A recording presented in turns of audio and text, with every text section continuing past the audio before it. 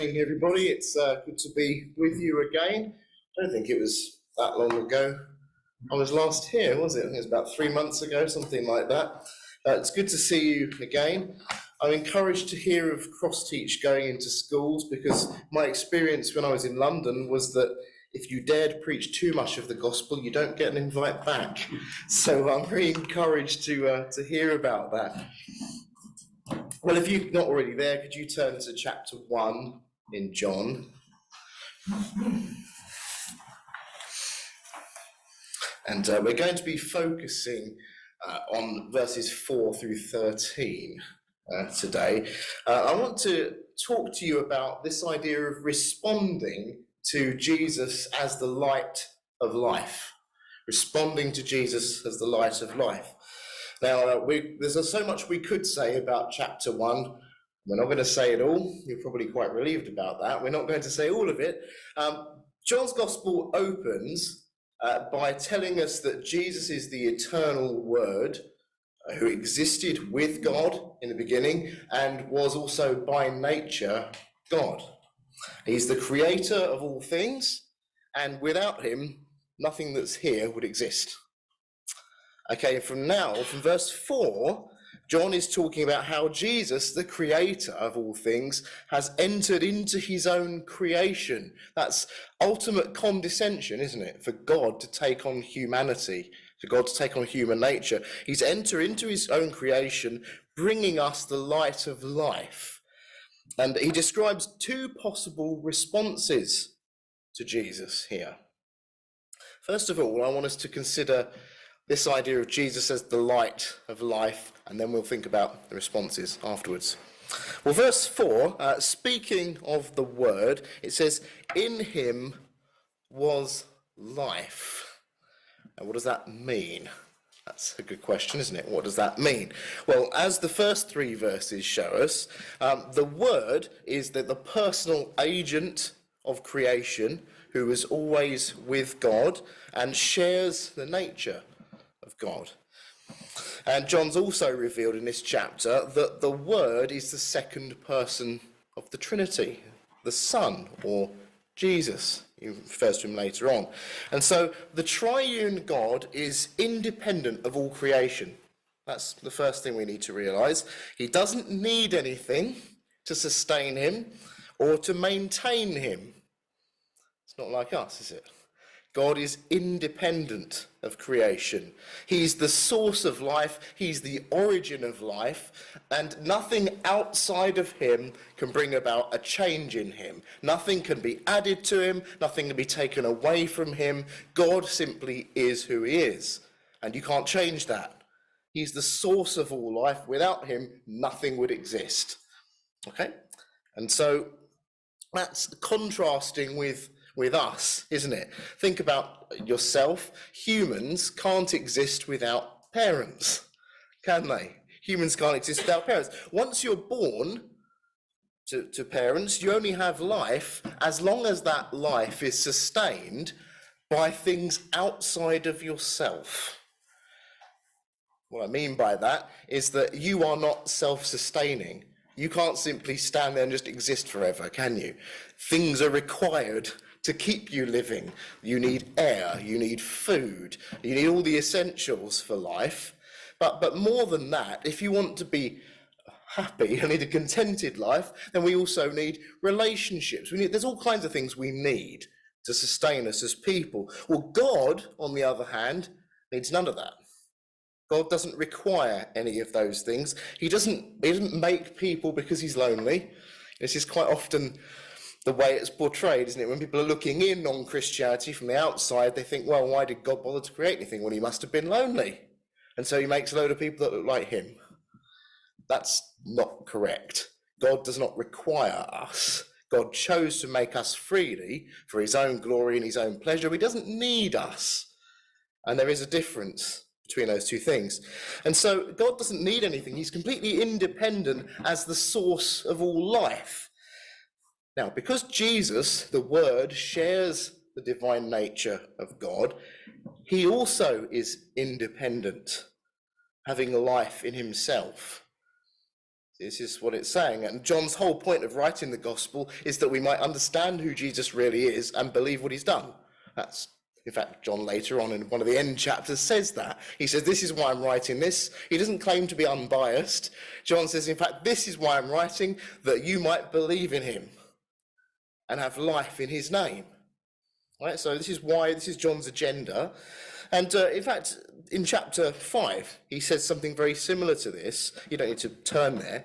He says, for as the Father has life in himself, so he has granted the Son to have life in himself. It's that same thing. It's saying that just as God the Father is the source of all things, Christ is also the source of all life as well. Now, even though God didn't need anything, he decides to share that life with mankind. And again, remember, he doesn't have to. No one's holding a gun to God's head saying you must share your life with someone. God freely chooses to share his life with mankind. And in Genesis, we read that God formed Adam from the dust of the earth, and then he breathed the breath of life into him. And it's only at that point that Adam becomes a living being. Notice that? It's only once God breathes the breath of life into him that Adam is a living being. Now, people have criticised the Bible for the way it talks about the origins of life and the origins of man, but we need to remember something. Take this as the way it's meant to be. The Genesis is not a science textbook. It's not designed to read like A-level biology. It's not for that. It's a theological book. It's designed to tell you who God is and what he's done. And so it's making the point that God created everything, including the raw materials, and from those raw materials, he made man from them, and God is the one who gave physical and spiritual life. That's the point it's making. That's what it's saying. But now, of course, since mankind's fallen into sin, although man still has physical life, it does gradually decay, doesn't it? You know, we've all got some perhaps decaying quicker than others, but life decays, doesn't it? You know, this is just the inescapable thing. It's the inescapable reality of human life, is that it gradually decays and eventually comes to an end. You can't avoid it. No man has everlasting physical life, and in the same way, no man actually has spiritual life at all in himself. Once Adam sinned, it alienated him from God. He still has physical life, which dwindles to death, but spiritual life was cut off at that point from mankind, which means that man is unable to please God. He's unable to respond positively to God because he is alienated from God spiritually. And so you could say that we're spiritually in a state of deadness. That's how the Bible describes us elsewhere, in a state of deadness. This rebellion against God brought about God's curse on creation, which was death. And our spiritual lifeline was severed to God at the fall. Now, what's man's response to that? It's to try and overcome it without God, isn't it? Mankind's response to that is to try and overcome the curse of death, and they've been doing it ever since. In the previous eras, people turned to magic and superstition. They thought, well, if I can just say this charm or do this thing, or if I just say this many prayers or whatever it is, then maybe I'll live longer. Maybe I'll be able to cheat death. Maybe the shaman will be able to cast a spell on me and help me to live longer. Maybe he'll be able to mix me up a brew that will get rid of my wrinkles. Nothing against oil of Ulay, but there's only so much it can do, ladies. So, you know. Of course, today we don't turn to magic. Well, some people do still, but generally we don't turn to magic and superstition. Now people will turn to science and technology. That's the thing people are looking to now, to be a saviour, to be something that can keep life going forever. But of course, it doesn't work, does it? No matter what man tries, he can't reverse the curse of death. You can't undo what God has done. It's not possible. And so this attempt to slow down the aging process or create people artificially, apart from a father and a mother, which incidentally cannot be done, That's not possible. You can claim it's something else, but actually it's not. Man's relentless pursuit of life apart from God, all of these things, nothing they ever achieve is truly without God. Regardless of the achievements of man, it's only because God is sustaining them that they're able to do what they do. And what I mean by that is much like that old illustration, isn't it, of the child who climbs up onto his dad's lap so he can reach to slap his face. That's really what's going on with mankind and God. We only are able to do what we do. We're not doing it independently of God. We're using God's resources, God's time, God's life that he's given us. And then we're saying, see, I can live without you. I can do it without you. But you can't. Imagine if God just takes away all that stuff and says, well, now see how you get on. You see, we can't do anything without God. We're reliant on God. And so no matter how sophisticated man becomes, there's three things he can't do. The first is create something out of nothing. I'd like to see you try. No one can do that, create something out of nothing. The second one is create something which is self-sustaining. No one can do that. And the third is impart spiritual life. There's three things that man is not able to do. Now, even our rebellious actions are because God is graciously keeping us alive. We just need to remember that. And all of these things, man is trying to reverse the curse, man is trying to reach life without God, but he's not able to do it. And this is why we need Jesus, who has life in himself. Jesus is the light of life. And not only does he have life in himself, but he is the one who's able to impart life to us. It's not just that he has it, he is able to impart it. And this is why John says in verse 4 that Jesus' life was the light of men. His life was the light of men. It says that the light shines in the darkness. Now, the darkness mentioned here is not just talking about the absence of light, as if there's just nothing there without the light. Darkness in John's gospel is clearly portrayed as evil. It's portrayed as dark as opposed to light, rather than just the absence of light. And so this light is not only light in God's creation, but it's Christ's light in salvation. Much like in the psalm, it says, the Lord is my light and my salvation. See, the idea is that the light of Christ shines on our path, guiding us, showing us how to follow God and how to know God. And even in an evil world, which is hostile to God, the darkness is not able to overcome the light. Just like when you strike a match, the darkness disappears. At that point where the light is, you can't have darkness and the match at the same time, can you? It's not possible. The light drives the darkness away. So wherever light is radiated, darkness is expelled. Darkness can't coexist in the same place as light. It's not possible. And so this is why, when you look at verse 5, it reads as it does in most translations, the darkness has not overcome it.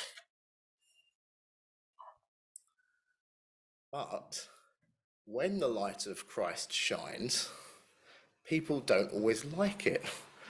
People often hate it, the light. And why is that? If you can think back to a time before you were converted, when you heard the gospel, you heard the truth of Christ, why didn't you like it? Because it exposed who you really are. It exposes your deeds for what they are. It exposes your thoughts and your intentions of the heart for what they are. It holds a mirror up to you and says, look what you really look like. And for most of us, that's not something we want to see. Not only can the light not be overcome by darkness, but it's also true that the darkness cannot comprehend it. The darkness cannot understand the light. And that word can mean both overcome or understood. And it seems like John is quite cleverly playing on that fact here. And that's why in some translations you have the darkness cannot understand it or cannot comprehend it. Both are fine. But it can't overcome it. So only Jesus is the light of life. He's the one who's got life, he's the one who can impart it, and he's the only one who is able to reveal God to us. So Jesus is the light of life for mankind. And that's an important question to ask ourselves is, how are we going to respond to the light of life? Because it's one thing, I could stand up here and talk about this all day, but it's one thing to know these things. It's another thing to respond to them, isn't it? It's one thing to know the Bible. It's one thing to sit in a Sunday school, to hear the gospel preached. You may have heard Kevin preach many times, and he may have said the same thing to you. I don't mean that in a bad way. I mean, in the same way Spurgeon said the same thing over and over again. Someone said, well, why do you keep preaching the same thing? Well, I'm going to preach it till you understand it. I'm going to preach it till you get it. You can hear the gospel over and over again, but if you don't respond to it, it doesn't do you any good, does it? You have to respond to it. And so, what's the two responses? Well, let's have a look at response to the light. Verses 6 through 11 kind of go together. And they start off by explaining that John the Baptist came to point people to Christ, who is the light. Right, the Apostle John is careful to remind us that John the Baptist is not himself the light. The reason he says this is because a lot of people followed John the Baptist. He had a lot of followers, and even the Pharisees and the Jews would come to him and say, well, who are you then? And they expected him to say, I'm the Messiah. That's a different part of the passage, but he didn't say that. He just says, no, I'm not the Messiah, and he points to Jesus instead. But they expected him to say that. And so John the Apostle makes clear it's not John who is the light. He was the one who pointed to the light. He was a witness to the light, not the light of the word himself.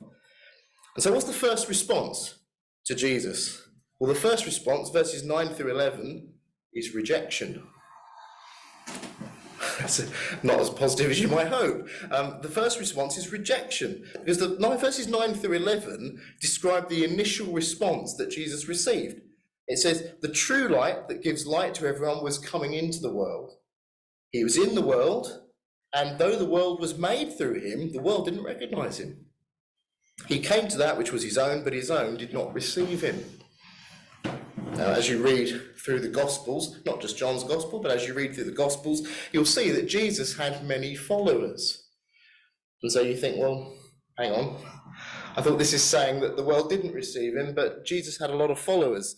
So how does that work? Well, Jesus was never received well by the Jewish leaders, that's for sure. They should have known better. But the Jewish teachers of the law, they knew the Old Testament very well, and yet they rejected Jesus, and they remained in their unbelief. And even those among the common people who followed Jesus had mixed motives at best. And that's still true today, isn't it? People have mixed motives for following Jesus. You notice I didn't say becoming a Christian.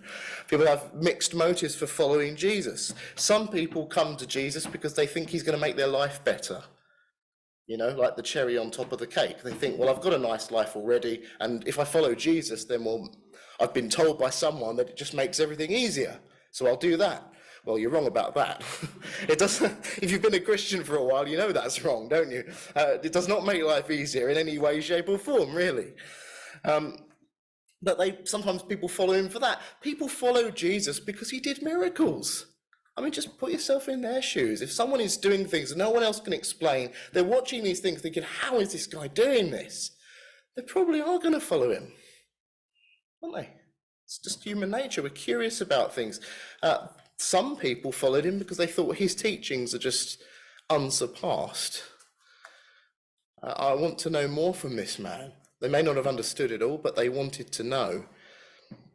But sometimes Jesus would say things, and he had loads of followers. He would make a statement, and they'd say, oh, what? It's too much. And they would just leave. Jesus wasn't in the business of trying to keep them. He was happy to make statements that they didn't like and let them go. He was happy to do that. I want you to notice in verse 10, it speaks of Jesus as the creator of the world, and it says that the world didn't recognize him. So Jesus, as the owner and the Lord of all creation, he comes to his own creation, but he's not recognized for who he is. And you think, well, that's incredible, isn't it? The one who created all things comes to his own creation, and his own creation shakes its little fist in his face and says, no, thanks. I'm not interested.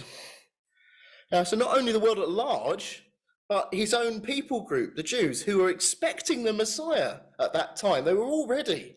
John the Baptist was preparing the way. They'd had 400 years of silence from the prophets, and they're thinking, well, this is the time. He's about to arrive. He comes, and they go, oh, no. No, that can't be him. This can't be real. And so when he came to his own, speaking of the Jews, even they didn't receive him. That's what it says. But you see, John is not just describing the negative reaction of first century Jews, is he? He's describing the response of every human heart apart from God's grace. The initial response of all people towards their Creator is rejection. It's our default setting. In fact, our natural default response remains our default response unless God opens our eyes to who Christ really is. This is why you can explain the gospel to someone over and over and over again. They can even recite it and they understand it. This is not saying that they can't comprehend it grammatically or intellectually. They understand the message and yet cannot accept it. They can't receive it. Their eyes are not open to that spiritual reality. I want you to think of this whole situation a bit like this. Let's suppose you're staying in someone's house and this man is providing you with everything you need to carry on living. He's providing your food, he's providing your heating, and in the current climate that's quite a provision, isn't it? In this winter he's providing your heating. Even during a blackout you've still got heating. He's providing your clothing, and he's providing even the air you're breathing. Now he returns home to find you at home, but you just blank him. You don't acknowledge him at all when he comes home, and even though your life is dependent on him and he's given you everything you need, you just act as if he hasn't walked into the room. Now, does that mean you're neutral to him? You know where I'm going with this, don't you? That doesn't mean you're neutral, does it? That's rude. It's worse than rude, isn't it? It's downright ungrateful, isn't it? It's insulting. It's rejecting, isn't it? You see, it's a myth, isn't it, that people are neutral towards God. Nobody's neutral towards God. No, particularly nobody is neutral towards Christ. You're either for him or against him. To say, well, I'm apathetic, that's not neutral. That's rejection. If you've given someone everything and they're apathetic towards you, they're rejecting you. You see, rejection is the default setting. And instead, let's imagine this scenario. You're not quite as hostile as that. Instead, what happens is you act like you own the house. And you treat him like he's the guest. And you behave as if you're the one who sets the rules. And everything in the house belongs to you. And actually, you're doing him a favour by opening the door and letting him in. It's a bit like people coming to church and saying, well, you know what, I've done God a favour because I've spent an hour at church this morning, so you ought to be thanking me. Well done. You should be thanking me for coming to church and spending an hour listening to his word. Is that neutrality? It's not, is it? It's rejection. That's mankind's first reaction. This is why John says it. He makes it very plain. Jesus owns everything, and yet the world he came to rejects him. That's not the only response, is it? The other response is one of belief, which is receiving him. Look at verse 12 onwards. This is a clear division here. In verse 12, it speaks of receiving him. Yet to all who did receive him, he's just said no one does, and he says, yet to all who did. Well, if no one receives him naturally, the difference there is that God has done a work. God has done something. So receiving Jesus, what does that mean? It means believing in him as he has revealed himself. Not believing what you think Jesus ought to be, not believing in the kind of Jesus you want him to be. This is so common, isn't it, in our day and age? People go, oh yeah, I believe in Jesus, but then the Jesus they describe is nothing like the Jesus of the Bible. You know, if you were to say to me, oh yeah, I know Kevin, I know him really well. And I said, and then you proceed to say to me, yes, he's got dark brown hair, he's 6'7", and he loves a bit of basketball, and he runs triathlons for fun. Maybe you do, I don't know. In which case that would be accurate, but the rest of it wouldn't be. You wouldn't be talking about the same person, would you? And when I said, hang on, I don't think you know Kevin, if you still insist you do, one of us is wrong. And this is often the problem. People think, well, I know Jesus, but the Jesus they think they know is not the Jesus of the Bible. Receiving Christ doesn't just mean flippantly saying, oh yeah, I think I believe in Jesus. It means believing what's revealed in the Bible about him, believing who he is, and then receiving that, accepting that. So accepting that he is who he says he is, and he's done what he says he's done, and it applies to you. It's believing all that, it's receiving all of that. It says, to all who did receive him, he gave the right to become children of God. Now, I just want to pause there for a moment. What's that saying? It's saying, apart from him, you cannot be God's children. Controversial. How many times do you hear people say, oh, well, we're all children of God?